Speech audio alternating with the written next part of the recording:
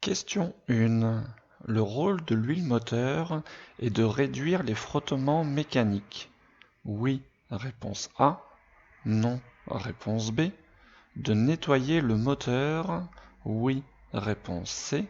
Non, réponse D.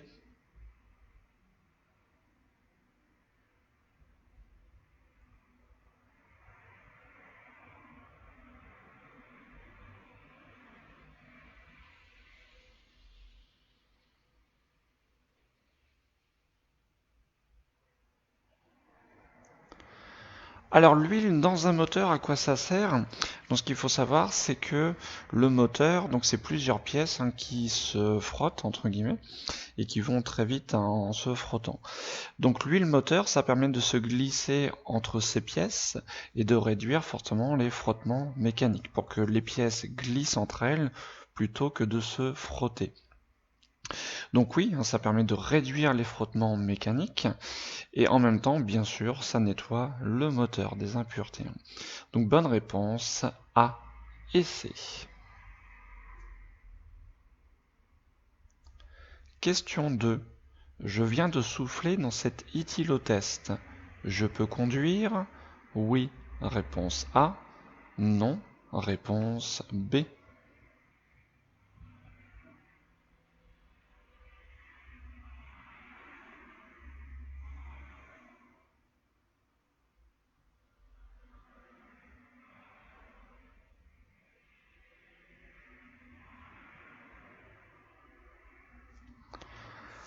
Alors, un éthylotest, comment ça fonctionne? Donc on souffle dans un ballon et ensuite on branche un testeur et en appuyant sur ce ballon, l'air va circuler dans ce testeur.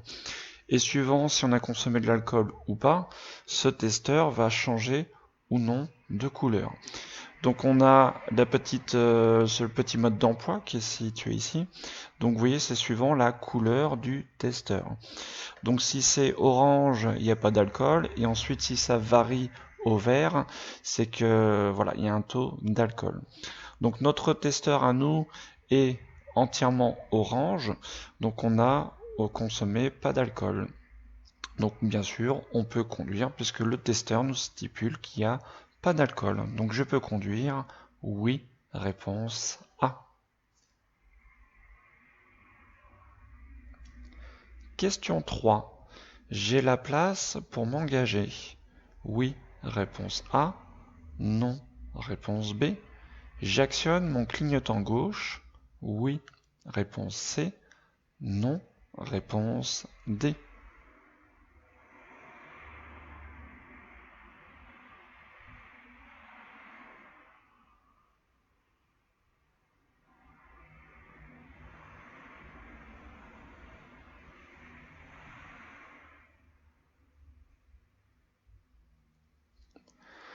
Donc ici nous avons un véhicule qui est stationné à l'arrêt. Donc forcément pour continuer son chemin il va falloir le contourner. Par contre donc on a un véhicule qui arrive en face de nous. Dans ce cas-là, c'est quelle règle de priorité? Donc c'est celui qui rencontre l'obstacle qui doit céder le passage. Donc l'obstacle ici, c'est forcément ce véhicule. Il est de mon côté, donc forcément, je dois céder le passage à ce véhicule. Alors céder le passage, qu'est-ce que ça veut dire? Ça ne veut pas forcément dire on s'arrête. Ça veut dire surtout ne pas gêner ce véhicule. Il ne faut pas qu'à cause de nous, il soit obligé de ralentir. Donc là, est-ce qu'on a la place de passer? Donc quand on prend la largeur de ce véhicule, voilà, et éventuellement si on reporte la largeur de ce véhicule, on peut s'apercevoir que le croisement avec cette camionnette va être très compliqué au niveau largeur. Donc j'ai la place de m'engager, donc non, là ça va être compliqué. Donc réponse B. Alors malgré que je ne m'engage pas tout de suite, je vais quand même actionner mon clignotant gauche pour prévenir surtout ceux qui sont derrière moi que je vais m'écarter puisqu'il y a un obstacle. Donc même si je ne m'engage pas tout de suite, j'actionne quand même mon clignotant gauche. Donc bonne réponse B et C.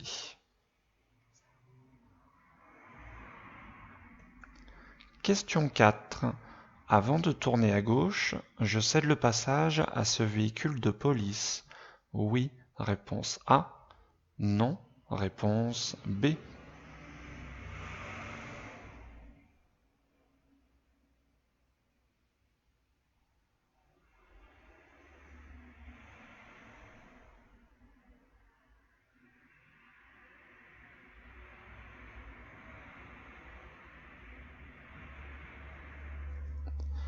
Alors si nous arrivons à une intersection, donc on nous stipule dans la question qu'on va tourner sur la gauche.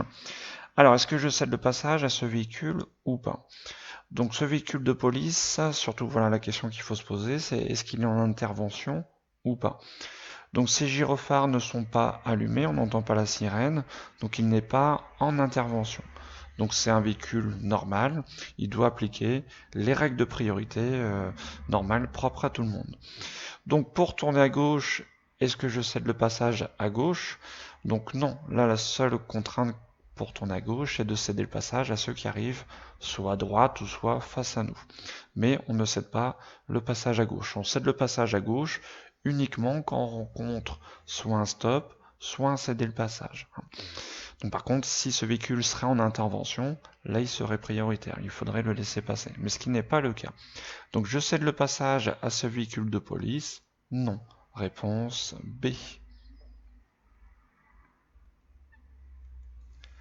Question 5. Dans cette situation, le régulateur de vitesse est conseillé? Oui. Réponse A. Non. Réponse B.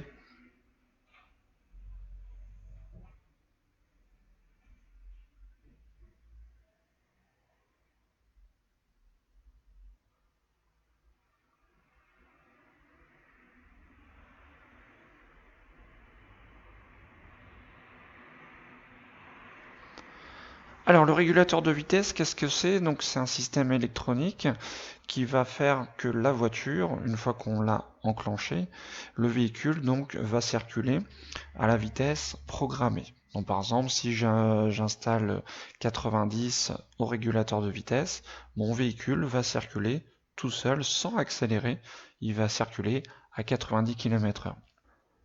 Alors forcément ce système donc est idéal quand on sait qu'on va rester longtemps à la même allure. Alors dans cette situation, on aperçoit donc qu'on a une circulation donc où il y a beaucoup de monde et on sait très bien que quand il y a beaucoup de monde, les véhicules qu'on suit sont susceptibles forcément de ralentir, d'accélérer, etc. Donc l'utilisation du régulateur de vitesse est plutôt déconseillée dans cette situation. C'est plutôt quand la circulation est fluide, il n'y a personne devant nous. Donc dans cette situation, il n'est pas conseillé. Réponse B.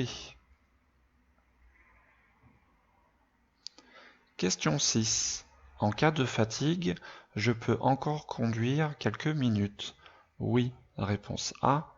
Non. Réponse B.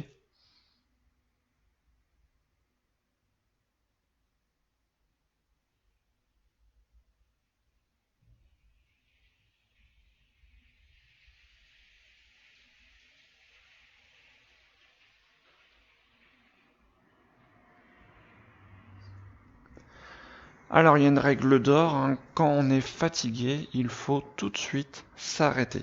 On ne peut pas lutter contre la fatigue. On s'arrête. Même si c'est quelques minutes, malheureusement, quelques minutes, 2-3 minutes, ça peut suffire pour malheureusement s'endormir et forcément avoir un accident. Donc dès qu'on est fatigué, on s'arrête. Il faut mieux perdre quelques minutes, se reposer un petit quart d'heure. On perd un quart d'heure, il faut mieux perdre un quart d'heure forcément que de causer un accident. Donc non, hein, je ne peux pas conduire encore quelques minutes. Il faut s'arrêter. Réponse B.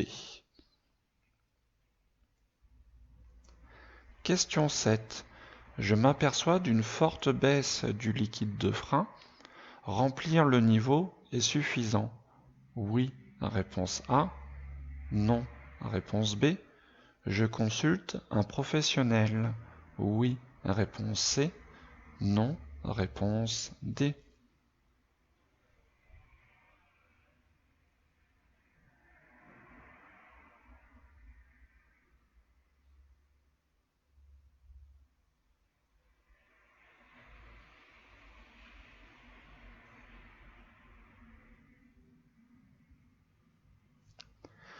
Alors le liquide de frein, à quoi ça sert sur un véhicule?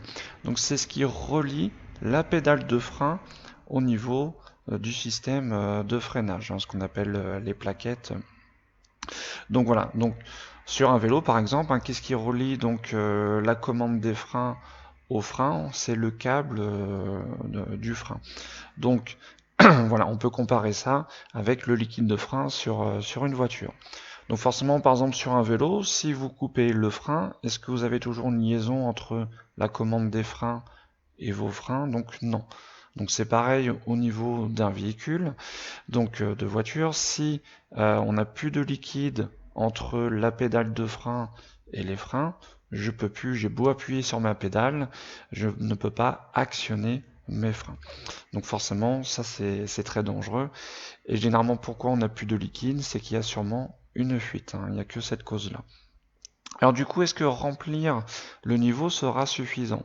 Donc si je rajoute du liquide, donc forcément mon niveau va augmenter, mais le problème, dès que je vais freiner, je vais appuyer sur mes freins, je vais mettre plus de pression dans les tuyaux, et le liquide risque de repartir au niveau de la fuite. Et je risque, après 2-3 freinages, de me retrouver sans liquide de frein. Et forcément, plus de frein. Donc non, hein, il ne suffit pas de le remplir, puisque généralement, quand je vous dis, si on perd du liquide, c'est qu'il y a forcément une fuite. Donc il faut plutôt forcément réparer la fuite. Et ça, il n'y a que un professionnel qui peut le faire, hein. Il ne faut pas lésiner là-dessus, hein. Le circuit de freinage, c'est vraiment très très très important sur une voiture. Donc, bonne réponse, B et C. Question 8. Je circule dans une zone de rencontre. La vitesse est limitée à 10 km/h, réponse A, 20 km/h, réponse B, 30 km/h, réponse C.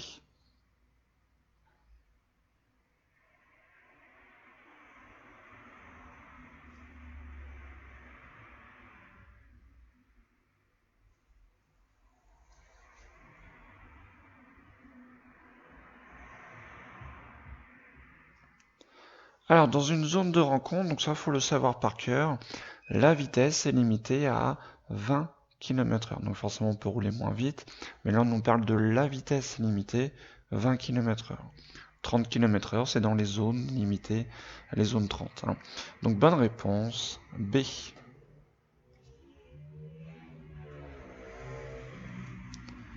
Question 9.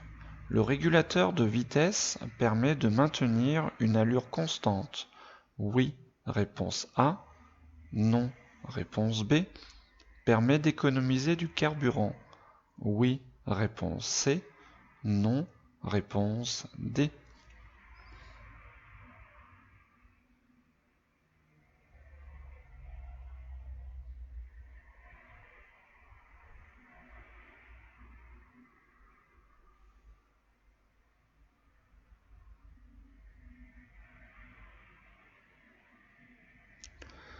Alors le régulateur de vitesse, donc on l'a vu tout à l'heure, donc ça permet de maintenir une allure constante, hein. Par exemple ici j'ai programmé 130 km/h. Dès que j'enclenche le régulateur, la voiture, sans que j'ai besoin d'accélérer, va toute seule rester à 130 km/h. Donc oui, hein, ça permet de maintenir toujours la même allure, une allure constante, donc oui. Est-ce que ça permet d'économiser du carburant? Alors, qu'est-ce qui fait consommer beaucoup de carburant quand on circule? C'est le fait de toujours changer d'allure, c'est-à-dire d'accélérer, de ralentir, d'accélérer, etc. Alors forcément, pendant que je vais ralentir, je vais économiser du carburant, mais le fait de réaccélérer pour reprendre la même allure, c'est ça qui fait consommer.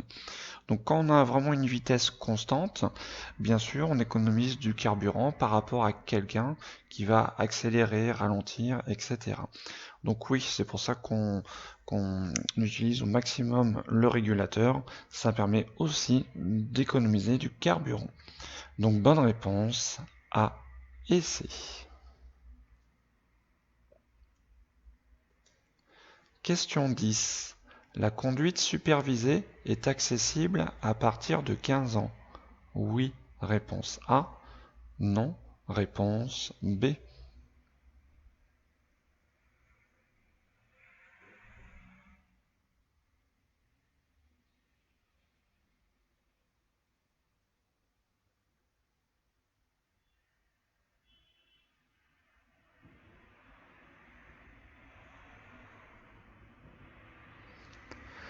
Alors attention, donc là on nous parle de la conduite supervisée.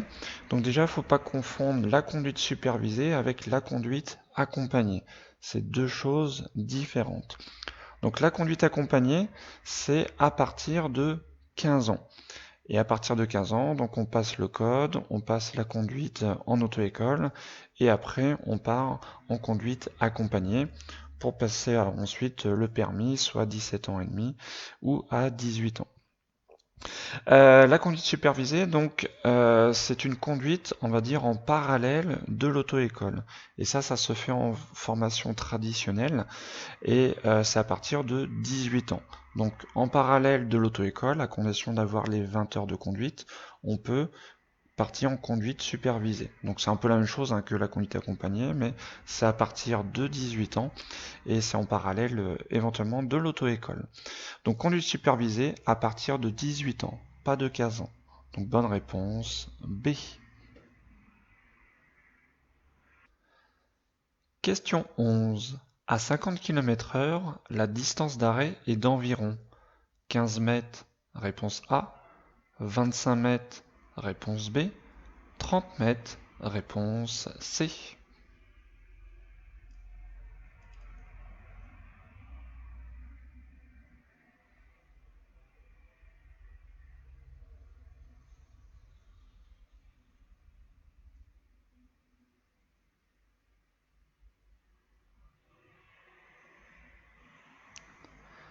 Alors je dis toujours, donc attention de ne pas confondre la distance d'arrêt avec la distance de sécurité, car le calcul n'est pas le même. Donc là on demande combien de temps le véhicule va mettre à s'arrêter. Donc pour calculer la distance d'arrêt par rapport à une vitesse, une allure, donc on va prendre le chiffre des dizaines de la vitesse, donc à 50 km/h c'est 5, et on va le multiplier par lui-même. Donc 5 fois 5, ça fait 25 mètres. Donc calcule la distance d'arrêt, on prend le chiffre des dizaines de la vitesse, et on va multiplier par lui-même. Donc bonne réponse B. Question 12. Mon passager a sa jambe dans le plâtre. Je suis autorisé à m'arrêter sur cet emplacement. Oui, réponse A. Non, réponse B.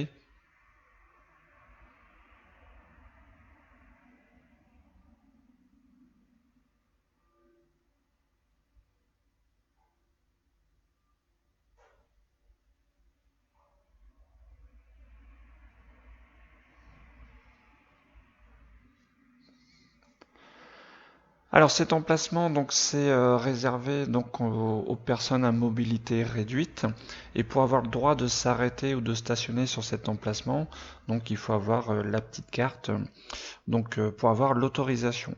Donc même si mon passager a sa jambe dans le plâtre, donc il n'est pas considéré comme personne à mobilité réduite. Donc je ne suis pas autorisé à m'arrêter ni à stationner sur cet emplacement. Donc non. Bonne réponse B. Question 13. Une bonne position des mains sur le volant permet d'accéder facilement aux commandes. Oui, réponse A. Non, réponse B. Permet d'être rapide et efficace en cas d'imprévu. Oui, réponse C. Non, réponse D.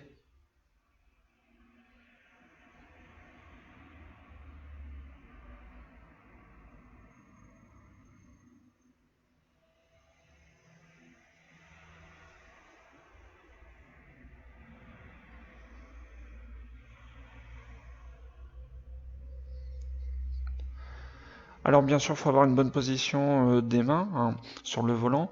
Donc la position idéale, c'est soit donc 10h10, comme fait la personne sur cette photo, ou éventuellement 9h15, un petit peu plus bas. Mais généralement, on adopte plus la position 10h10 sur le volant. Donc ça permet bien sûr d'accéder plus facilement aux commandes, donc que ce soit les clignotants, les feux, les essuie-glaces. Donc normalement, du bout des doigts, on accède aux commandes. Si je mets ma main en haut du volant, je ne vais pas pouvoir accéder aux commandes qui sont sur le côté.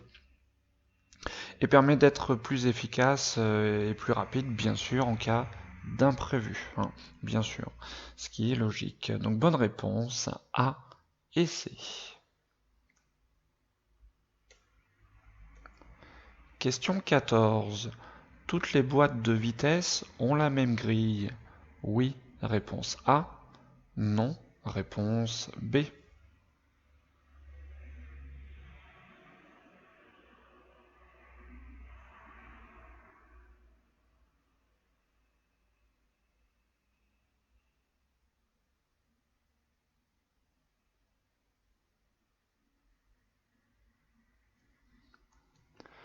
Donc non, hein, toutes les boîtes de vitesse n'ont pas la même grille. C'est pour ça que sur chaque boîte de vitesse, chaque levier de vitesse, on a la grille qui est représentée pour savoir comment utiliser ce levier. Parce que toutes les voitures n'ont pas 6 vitesses et la marche arrière n'est pas forcément toujours placée ici. Des fois, elle remplace justement la 6e. Donc non, hein, toutes les boîtes de vitesse n'ont pas la même grille de vitesse. Donc B.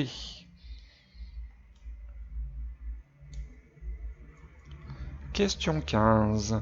Circulant à 80 km/h, je klaxonne. Oui, réponse A. Non, réponse B.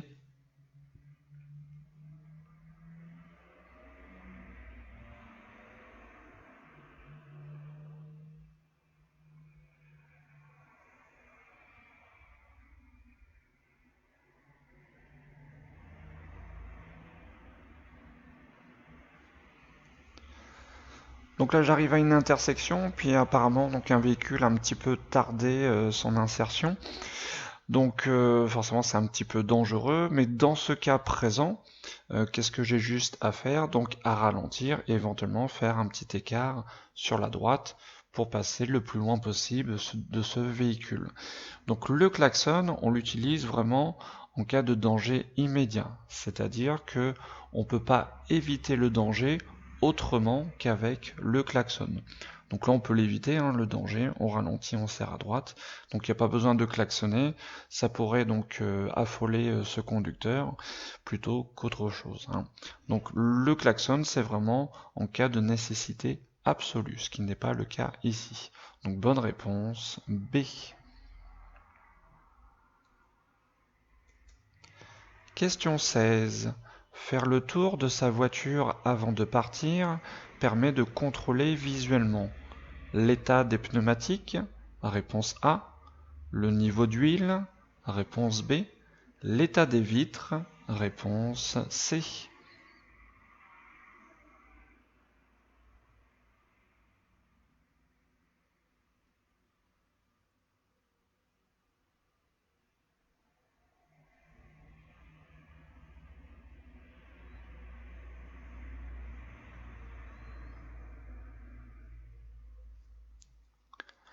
Alors attention à cette question, donc je vous dis toujours, hein, des fois la réponse est dans la question, donc il faut bien les lire.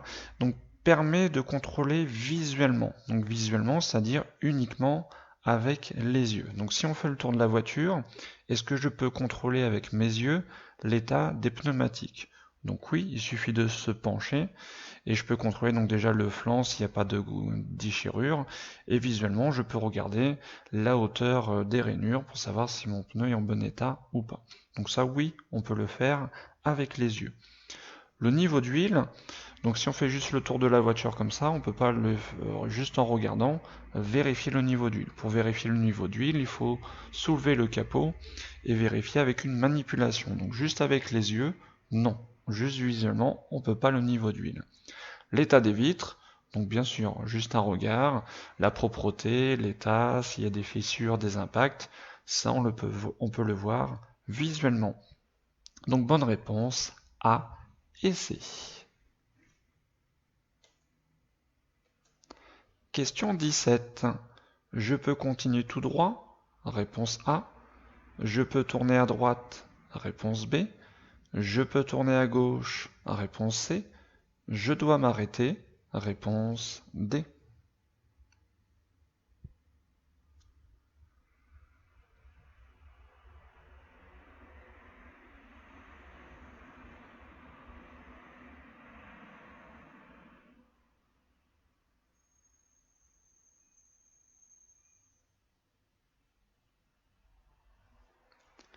Donc ici nous arrivons à une intersection.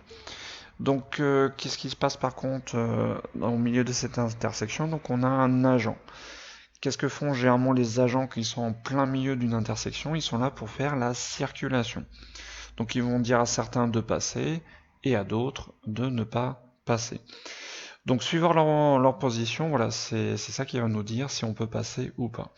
Donc ce qu'il faut savoir, si l'agent est de profil, donc on a le droit de passer comme un feu vert, hein, donc c'est-à-dire si ses bras sont tournés vers nous de profil, donc là on peut passer comme un feu vert. Par contre, s'il est de face ou dos à nous, comme sur la photo, là on considère ça comme un feu rouge. On ne doit pas passer. Donc comme là il est dos à nous, que ce soit le véhicule qui arrive en face ou moi, on doit s'arrêter. Vous voyez, avec ses bras, il barre vraiment notre passage. Par contre, ce véhicule noir, lui, va trouver l'agent de profil par rapport à lui. Donc lui, il va pouvoir s'engager. Il peut bien aller sur sa droite, comme aller tout droit, comme contourner et tourner à gauche. Mais nous, on le trouve de dos, donc on doit s'arrêter. On ne peut même pas tourner à droite. Donc ça, c'est considéré comme un feu rouge. Donc réponse D.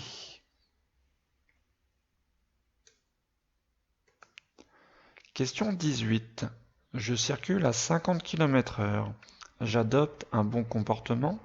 Oui, réponse A. Non, réponse B. Je ralentis? Oui, réponse C. Non, réponse D.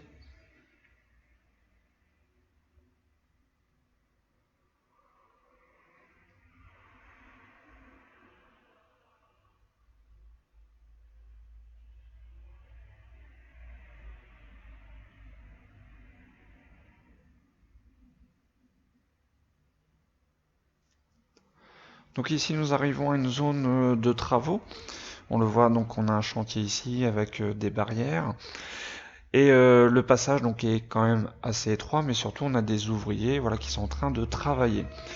Donc je circule à 50 km/h, donc c'est un peu élevé, surtout on est en ville.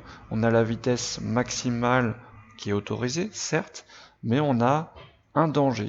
On a des dangers, donc on a un chantier, on a cet ouvrier, on peut avoir aussi d'autres ouvriers qui passent n'importe où. Donc on n'a pas le bon comportement si on continue à 50 km/h. Donc je n'ai pas le bon comportement, réponse B, et bien sûr je vais ralentir. Donc bonne réponse B et C.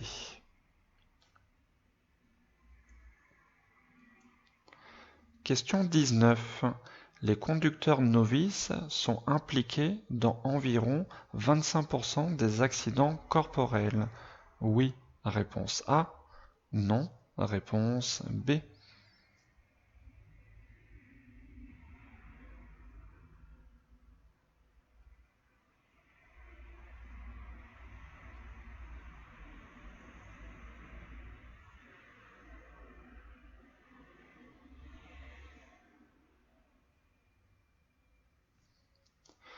Alors ça, c'est des statistiques, hein, donc il faut le savoir à peu près par cœur ou éventuellement par déduction.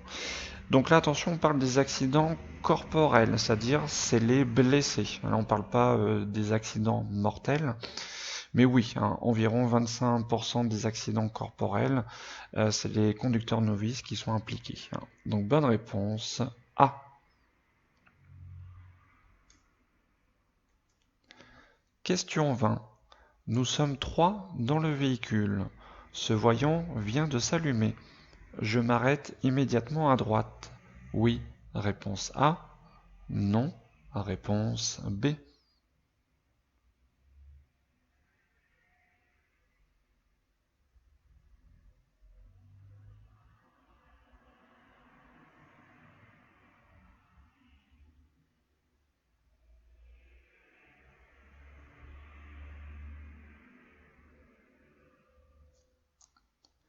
Alors ce voyant, qu'est-ce qu'il annonce?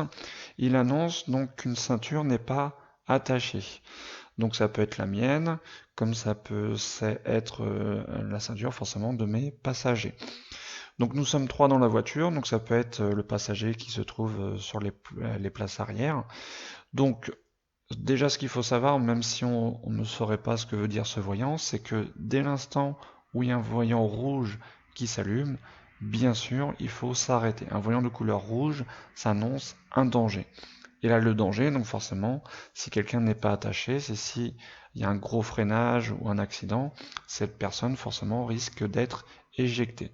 Donc bien sûr, comme c'est un danger, je m'arrête sur le petit emplacement à droite et je demande à la personne de se réattacher. Donc bonne réponse A, oui, on s'arrête immédiatement. Question 21.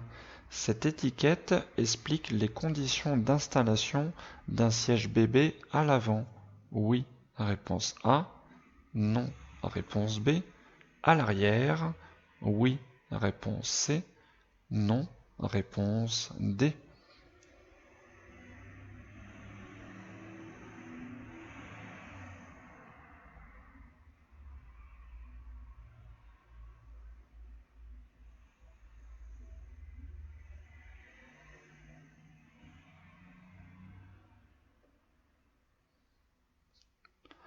Alors, comme on peut voir sur ce dessin, donc oui, on a bien donc les conditions d'installation d'un siège bébé ici, hein. Donc, par contre, c'est sur sur les places avant, hein, par rapport donc à l'utilisation de l'airbag ou pas. Donc, ça stipule que si jamais on met un enfant dos à la route, hein, vous voyez, face au siège, donc bien sûr, il faut déconnecter l'airbag, le mettre sur la position off. Sinon, forcément, en cas d'accident, si l'airbag se déclenche, il y a vraiment danger. Donc oui, donc sur les sièges à l'avant, par contre sur les sièges à l'arrière, donc non, cette étiquette n'explique pas comment installer un siège bébé à l'arrière. Donc bonne réponse A et D. C'est que pour les places avant. Question 22. Avant de quitter mon véhicule, je vérifie l'état des vitres, réponse A, la fermeture des portières, réponse B, le serrage du frein à main, réponse C.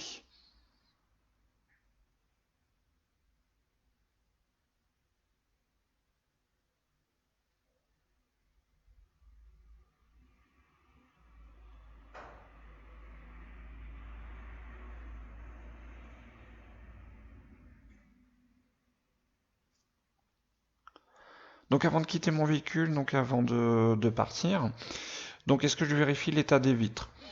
Pas besoin, hein, même si les vitres, tout d'un coup, je ne sais pas pour quelle raison, sont sales, on s'en fiche puisque on quitte le véhicule. Donc il n'y a pas besoin de vérifier l'état des vitres. Ça, c'est plutôt avant de partir, de prendre son véhicule, il faut vérifier si on a une bonne visibilité. Mais pour partir, pour quitter son véhicule, non.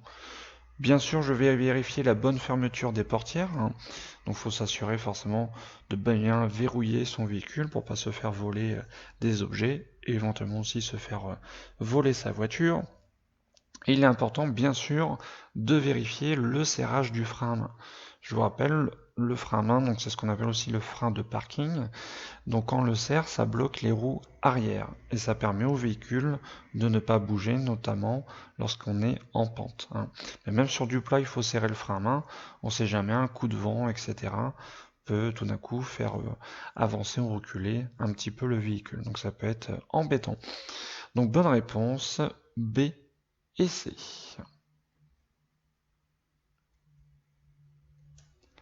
Question 23.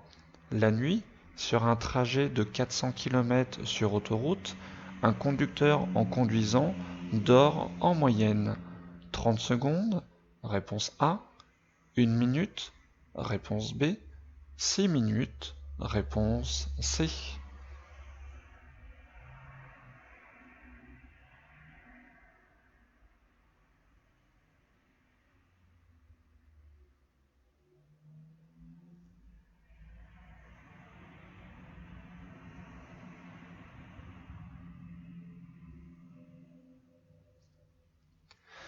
Alors ici, il faut bien comprendre la question.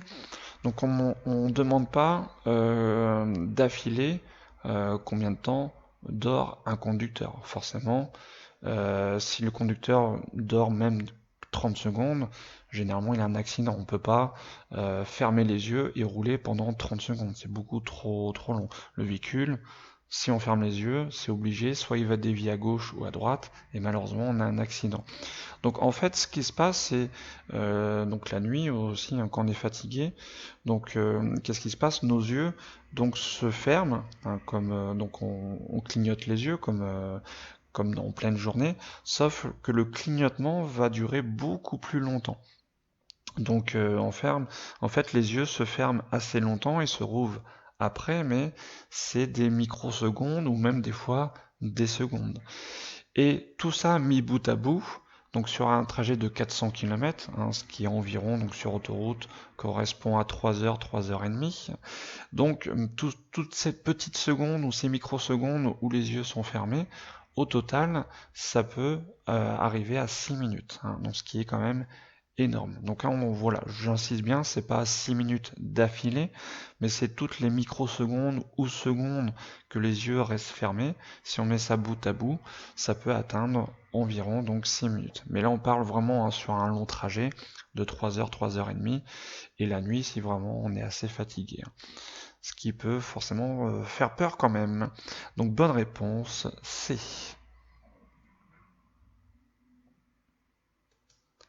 Question 24. Mettre au point mort avant l'arrêt permet d'économiser du carburant. Oui, réponse A. Non, réponse B.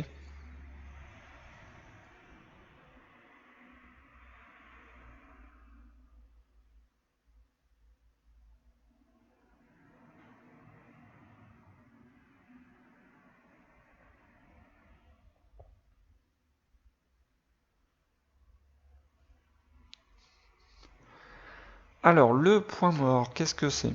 Donc, ce qu'on appelle le point mort, c'est que lorsqu'on n'a aucune vitesse d'enclencher. Alors, ça veut dire donc en fait, qu'on est au point mort, c'est que le moteur n'est plus relié directement aux roues. Donc, c'est comme si on était en roue libre, comme si on appuyait éventuellement sur la pédale d'embrayage. Alors, durant ce temps-là, si on est au point mort, notre moteur, lui, par contre, il tourne toujours, il s'arrête pas. Du coup, qu'est-ce qui fait tourner le moteur? Donc dans ce cas-là, qu'on est au ralenti, qu'on est au point mort, à l'arrêt, c'est toujours l'essence, hein, qui va faire tourner le moteur. Par contre, si je roule et j'arrête d'accélérer, mon moteur, si j'appuie sur aucune pédale, si j'ai toujours une vitesse d'enclencher, mon moteur est relié aux roues. Donc là, qu'est-ce qui va entraîner le moteur? C'est plus l'essence, mais c'est les roues qui vont entraîner le moteur. Du coup, si j'arrête d'accélérer, il n'y a aucune goutte d'essence qui arrive dans le moteur et ça permet justement d'économiser du carburant. On économise du carburant juste en lâchant l'accélérateur. Et par elle-même, avec ce qu'on appelle le frein moteur, la voiture va tranquillement ralentir. Alors forcément, à un moment, il faudra freiner un petit peu, mais on va économiser donc beaucoup plus de carburant juste en lâchant l'accélérateur, puisque là, c'est les roues qui vont entraîner le moteur, c'est pas le carburant, que si on met au point mort, ou si on appuie sur l'embrayage, et ben le moteur, il faut bien qu'il tourne quand même tout seul, donc on a du carburant, un minimum, qui arrive dans le moteur. Donc mettre au point mort, non, ça ne permet pas d'économiser du carburant, et c'est même très dangereux parce que le fait de mettre au point mort, on appuie justement ce moteur qui ralentit la voiture, ce frein moteur. Donc c'est très dangereux, on va arriver assez vite, et en plus on va être obligé d'appuyer beaucoup plus fort sur les freins. Donc on va user beaucoup plus les freins. Donc c'est anti-économique, hein, c'est vraiment le contraire, et c'est même très dangereux. Donc bonne réponse, B. Question 25. Je facilite le passage aux trois roues. Oui, réponse A. Non, réponse B.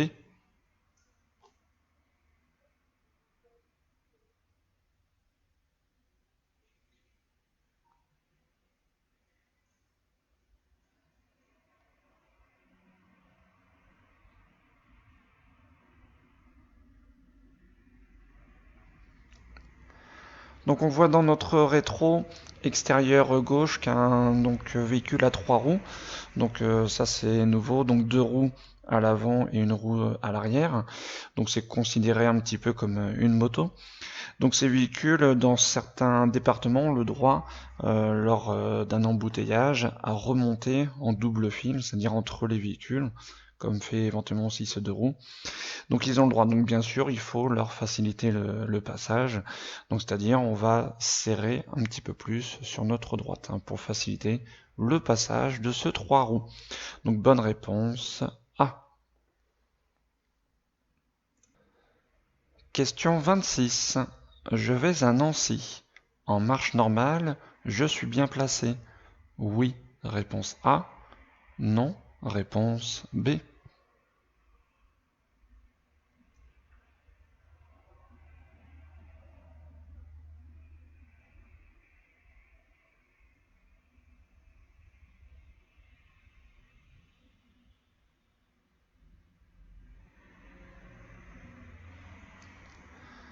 Alors on se dirige en direction de Nancy, donc déjà il faut regarder sur les panneaux où ça se situe. Donc Nancy, c'est inscrit ici.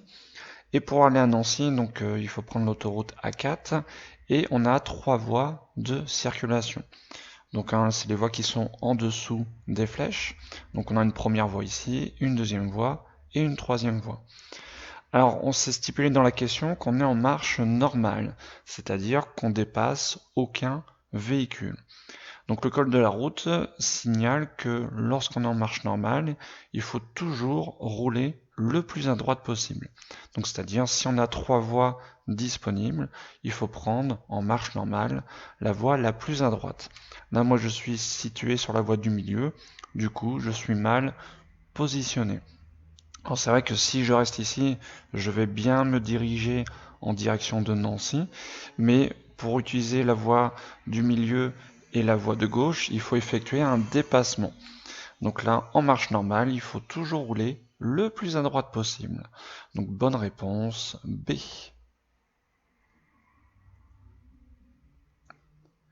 Question 27. Je ne vois pas ce qu'il se passe devant ce camion. Cela m'impose à augmenter ma distance de sécurité. Oui, réponse A. Non, réponse B.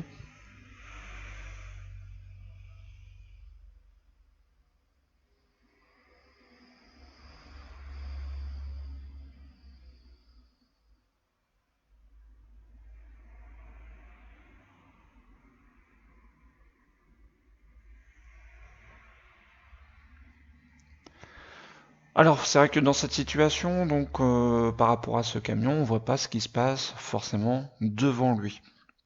Donc on pourrait avoir un véhicule, voilà, on ne sait pas ce qu'on pourrait avoir, un animal qui traverse, etc. Donc qu'est-ce que pourrait faire tout d'un coup ce camion? Il pourrait, pour une raison ou pour une autre, se mettre tout d'un coup à freiner très fort. Donc du coup, forcément, on n'anticipe pas ce qui se passe devant nous. C'est vrai qu'on a un véhicule, généralement une voiture, à travers la vitre, on peut voir ce qui se passe devant ou sur les côtés. Voilà, comme le véhicule est moins volumineux, on peut anticiper, voir ce qui se passe devant. Par rapport à un poids lourd, forcément, là, on ne voit pas du tout ce qui se passe devant. Donc on n'anticipe pas forcément un ralentissement. Donc de ce fait, il faut forcément augmenter la distance de sécurité pour prévenir d'un ralentissement de ce camion. Donc cela m'impose d'augmenter ma distance de sécurité. Oui, bonne réponse A.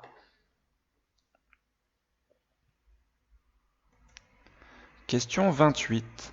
En cas d'accident corporel en Italie, je compose le 112, réponse A, 15, réponse B, 18, réponse C.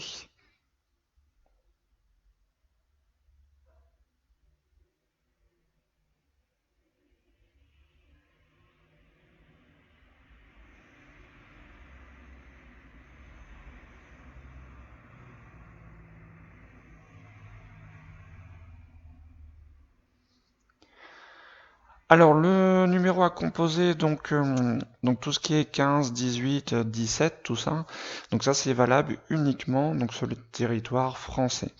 Donc si on est dans un pays européen, mais autrement forcément que la France, donc ce sera uniquement le 112. Hein. On ne pourra pas composer le 15 ni le 18. Donc si on est à l'étranger, toujours dans l'Union européenne, ce sera le numéro 112 à composer pour appeler les secours. Donc bonne réponse A. Question 29. Je suis bien placé pour tourner à gauche. Oui, réponse A. Non, réponse B. J'actionne mon clignotant gauche. Oui, réponse C. Non, réponse D.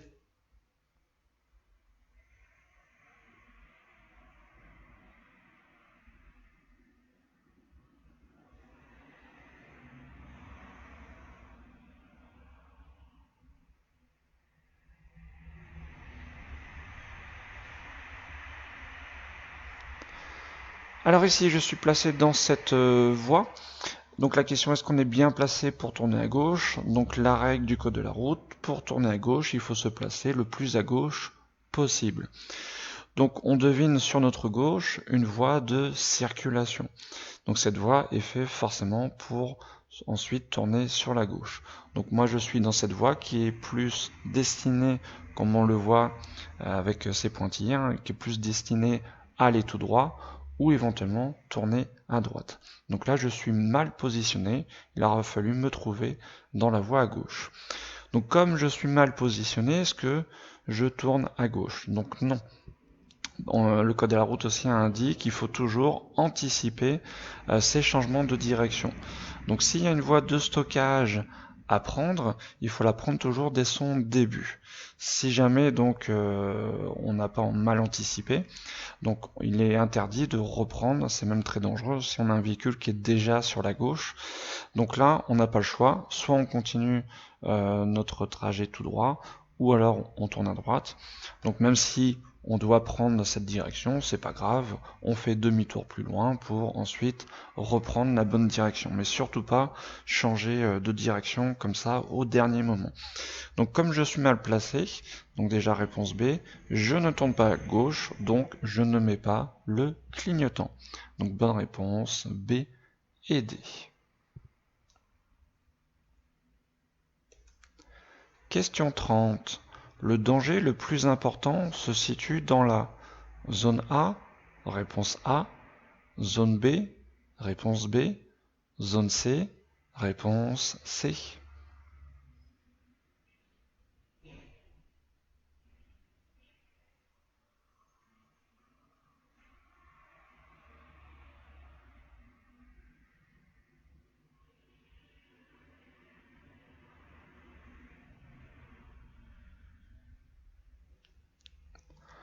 Alors attention à la question, là on nous demande le danger le plus important. Le danger le plus important, donc c'est au singulier, donc on attend une bonne réponse, c'est tout. On ne demande pas où se trouvent les dangers les plus importants.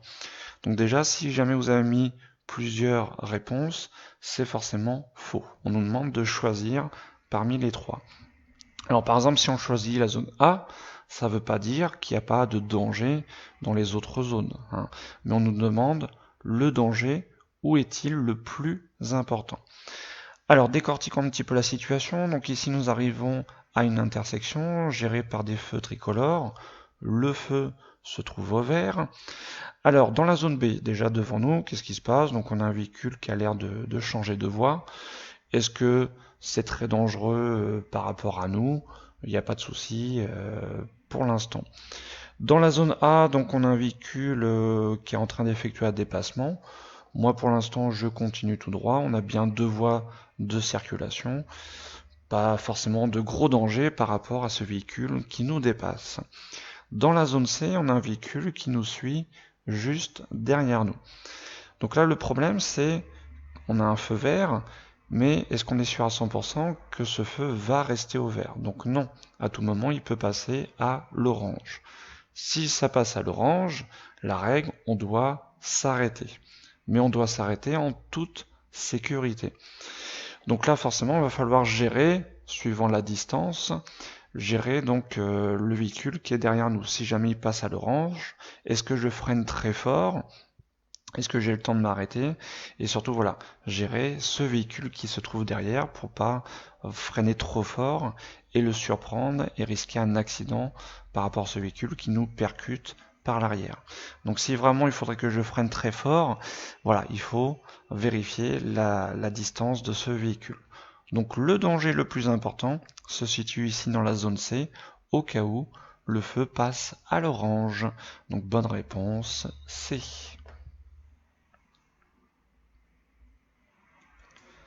Question 31. Je peux conduire une voiture à boîte de vitesse manuelle dans la situation 1. Oui, réponse A. Non, réponse B. Dans la situation 2. Oui, réponse C. Non, réponse D.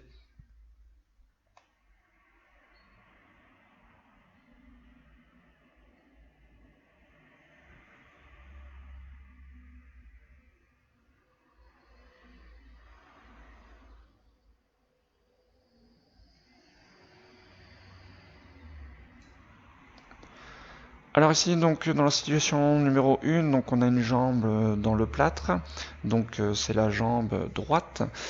Alors, est-ce qu'on peut conduire une voiture à boîte de vitesse manuelle? Donc dans la situation numéro 1, donc non, puisque le pied droit va servir à quoi? Va servir à freiner et à accélérer. Donc là, si mon pied là est indisponible, donc je ne pourrai ni freiner ni accélérer. Donc non dans la situation numéro 1. Situation numéro 2. Donc là, c'est le pied gauche qui est dans le plâtre. Donc le pied gauche, dans une voiture à boîte de vitesse manuelle, va servir à appuyer sur l'embrayage pour changer de vitesse. Et on appuie aussi sur l'embrayage où on le remonte, soit pour démarrer, soit pour s'arrêter. Donc dans une boîte de vitesse manuelle, on a besoin aussi du pied gauche. Donc même dans la situation numéro 2, je ne peux pas conduire une voiture à boîte de vitesse manuelle. Il faut que les deux pieds soient disponibles. Donc bonne réponse, B et D.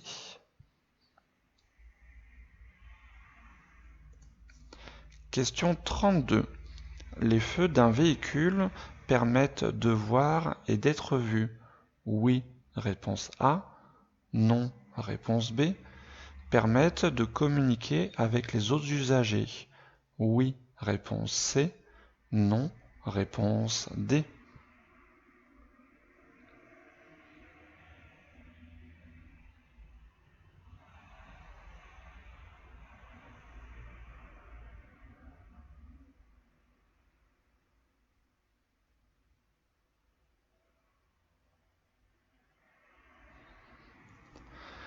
Alors la question, donc les feux d'un véhicule. Donc les feux, c'est en général, c'est pas uniquement les feux qui sont allumés sur ce véhicule, c'est-à-dire les feux stop. Donc les feux, en général, c'est les feux arrière comme les feux avant. Donc est-ce que ça ils permettent de voir? Donc oui, surtout les feux avant. Donc les feux de croisement, les feux de route permettent de mieux voir, forcément la nuit ou le jour en cas d'intempérie. Vraiment, mais c'est surtout la nuit. Et ça permet aussi d'être vu, bien sûr. Donc bonne réponse A. Est-ce que ça permet de communiquer avec les autres?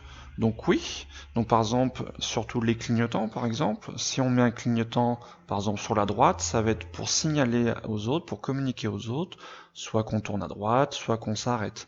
Lorsqu'on freine, les feux stop s'allument. À quoi servent les feux stop? C'est pas pour nous. Nous, on sait qu'on freine, mais ça stipule à ceux qui nous suivent qu'on est en train de freiner. Donc ça les prévient, on communique. Donc oui, dans les deux cas, bien sûr. Donc bonne réponse A et C. Question 33. Ce véhicule est équipé de LED active au stationnement. Le conducteur doit contrôler les angles morts, réponse A, le volant, réponse B, l'allure du véhicule, réponse C, les rétroviseurs, réponse D.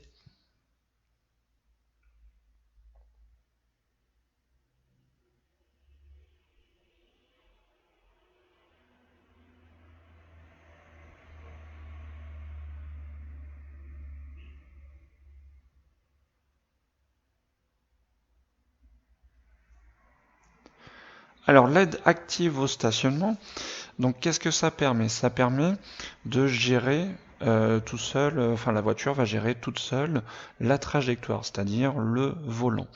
Donc à l'aide de capteurs, la voiture va détecter la trajectoire idéale pour se garer. Alors par contre, donc je viens de vous dire que la voiture gère uniquement la trajectoire, le volant. Donc c'est au conducteur de vérifier forcément l'environnement, ce qui se passe autour. La voiture ne veut pas tout détecter. Elle va juste détecter, elle, pour sa trajectoire. Donc bien sûr, il va falloir vérifier les rétroviseurs et l'angle mort pour voir ce qui se passe autour de nous, qu'il n'y ait pas de piétons, d'autres véhicules qui arrivent. Et le conducteur doit aussi gérer l'allure du véhicule. Donc voilà, donc il y a juste la voiture qui gère toute seule le volant, la trajectoire. Donc le conducteur doit contrôler les angles morts, l'allure du véhicule et les rétroviseurs. Donc bonne réponse A, C et D. Question 34. Je circule à 80 km/h. Pour économiser du carburant, je lâche immédiatement l'accélérateur. Oui, réponse A. Non, réponse B.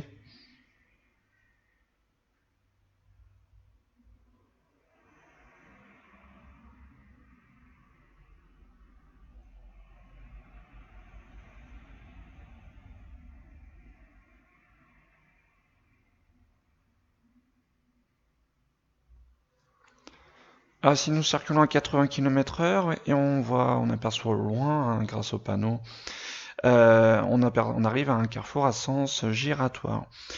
Donc pour économiser du carburant, est-ce que je lâche immédiatement l'accélérateur?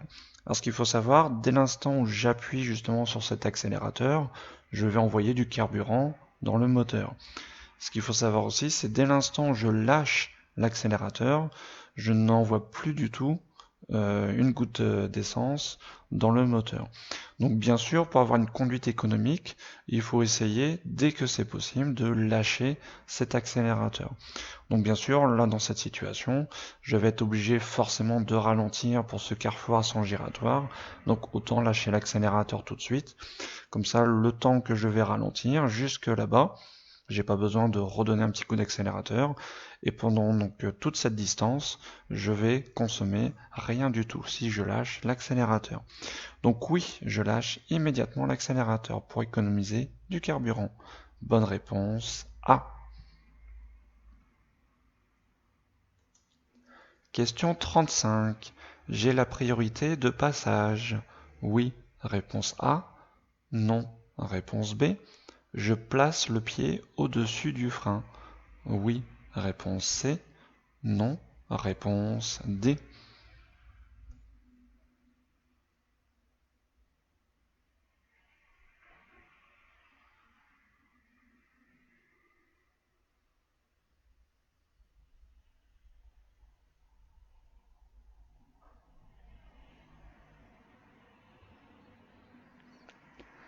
Donc ici nous arrivons à une intersection, donc la question est-ce que je suis prioritaire à cette intersection?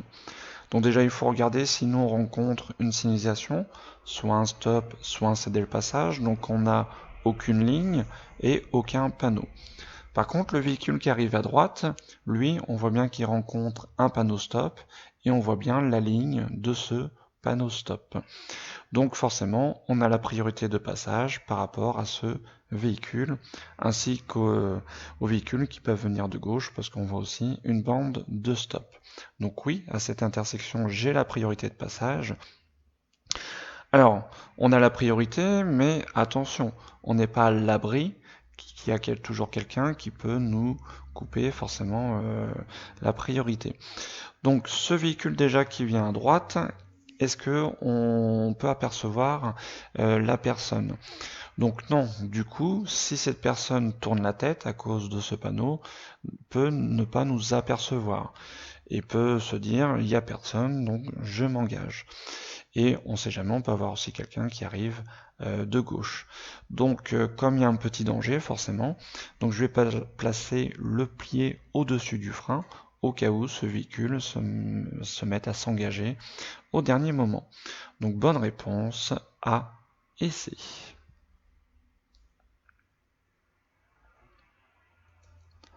Question 36.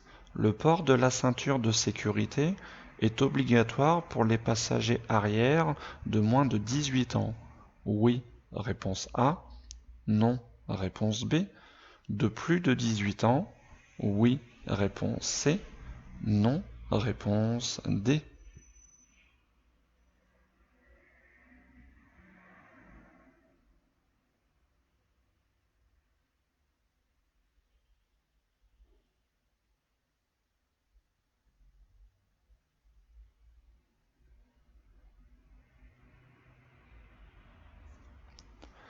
Alors ça, la ceinture de sécurité, donc elle est obligatoire pour tout le monde, que ce soit à l'avant ou à l'arrière, et quel que soit l'âge. Donc bien sûr, même pour les passagers arrière de moins de 18 ans, la ceinture de sécurité est obligatoire, et pour aussi les plus de 18 ans. C'est pour tout le monde, quel que soit l'âge, quelle que soit la position dans la voiture. Donc bonne réponse A et C.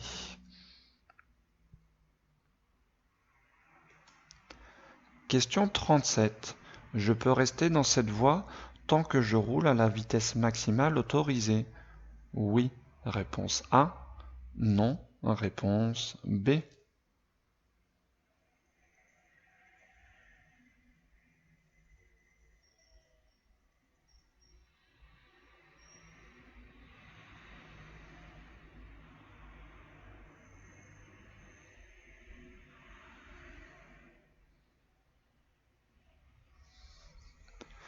Alors si nous sommes soit sur une autoroute ou soit sur une voie rapide, donc il y a trois voies de circulation, on les voit bien, et on se trouve dans la voie du milieu. Donc la règle du code de la route, c'est on doit toujours rouler le plus à droite possible. Donc on a le droit de rouler dans ces deux voies à condition d'effectuer un dépassement. Donc ici on voit bien qu'on ne dépasse aucun véhicule, donc même si on roule à la vitesse maximale autorisée, on doit toujours rouler le plus à droite possible. Donc là je suis mal positionné, je dois me replacer dans cette voie. Après, une fois que j'aurai besoin d'effectuer un dépassement, je pourrai passer dans cette voie du milieu et éventuellement aussi dans la voie la plus à gauche. Mais là, j'effectue aucun dépassement, je roule le plus à droite possible, quelle que soit mon allure. Donc non, je ne peux pas rester dans cette voie. Réponse B.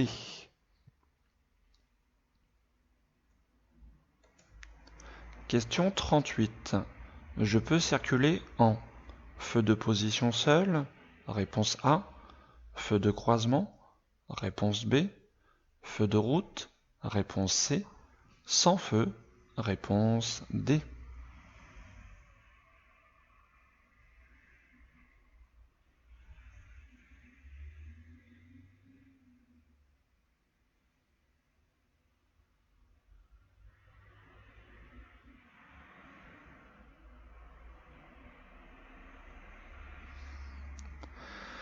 Alors ici, donc il fait nuit, donc est-ce qu'on peut circuler sans feu quand il fait nuit?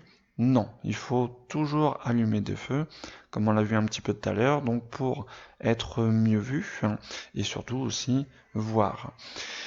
Donc les feux de position, dans quel cas on les utilise? Donc il faut deux conditions réunies. Il faut être en ville, il faut être en agglomération, il faut que la chaussée soit éclairée. Est-ce qu'on a les deux conditions ici? Donc on voit bien, vu le paysage, qu'on est en ville, on est en agglomération, et la chaussée est éclairée.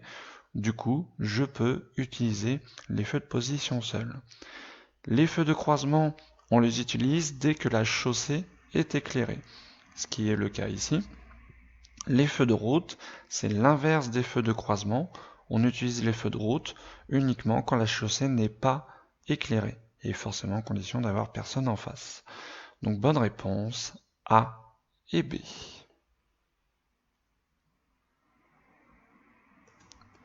Question 39.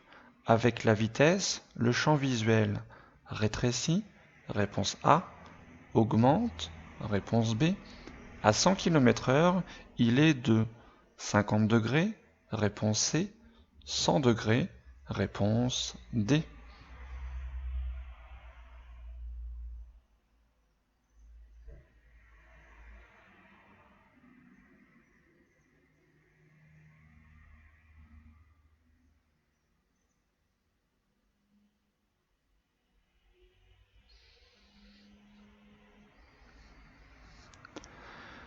Alors le champ visuel, hein, c'est ce qu'on voit. Il en parle du champ visuel sur lequel on est concentré. Alors forcément, nos yeux voient toujours ce qui se passe à environ 180 degrés, mais plus on va rouler vite, plus la vitesse va augmenter, plus ce champ visuel donc va se rétrécir. On parle bien du champ visuel où le cerveau va être concentré. Parce que nos yeux, forcément, voient toujours ce qui se passe, mais le cerveau ne pourra pas tout analyser à 180 degrés. Puisque plus on roule vite, plus il y a d'éléments à prendre en compte, et du coup, plus ce champ visuel va se rétrécir. Donc avec la vitesse, le champ visuel se rétrécit. Réponse A. Et du coup, à 100 km/h, il est de combien? Il va être de 50 degrés. C'est-à-dire, donc, notre cerveau va se concentrer juste sur 50 degrés par rapport à les 180 degrés de vision avec les yeux. Donc, c'est-à-dire, tout ce qui va se trouver en dehors de cette zone de 50 degrés, on ne pourra pas l'analyser, on ne pourra pas en tenir compte. Donc, bonne réponse A et C.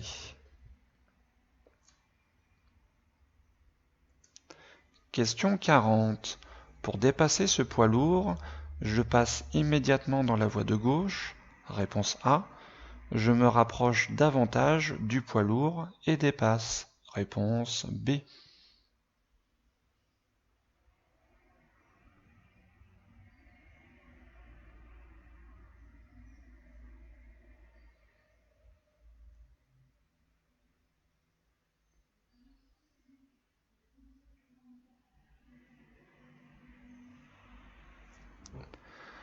Donc là, je vais dépasser ce poids lourd. Donc qu'est-ce qu'il faut faire? Est-ce que je passe tout de suite dans la voie de gauche ou est-ce que je me rapproche et ensuite je me décale à gauche?